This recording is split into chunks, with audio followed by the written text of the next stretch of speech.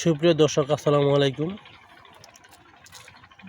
আমি আছি হাটচন্দ্রা নাকি হাটচন্দ্রা আছি, একটা শহরের মধ্যে আসছি যে কোনো একটা কাজে।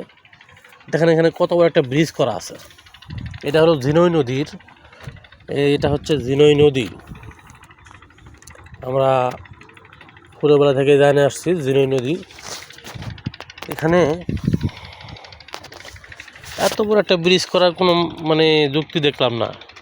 এখানে চলাফেরার জন্য শুধু ওই যে দেখেন মানুষ হাঁটাচলা করতেছে, কোনো গাড়ি টাড়ি আসে না।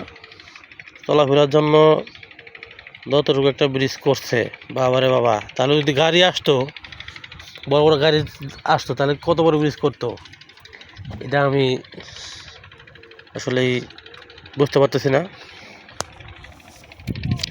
এর পাশে গ্রাম আছে, তো গ্রামটা আবার অনেক সুন্দর লাগছিল আর কি। যাই হোক, সরকারি টাকা এভাবে নষ্ট করার মানেই হয়েছিল না আমি মনে করি। তো ঠিক আছে বন্ধুরা, সবাই জানাবেন ভিডিওটা কেমন হলো। ভালো থাকবেন, আল্লাহ হাফেজ।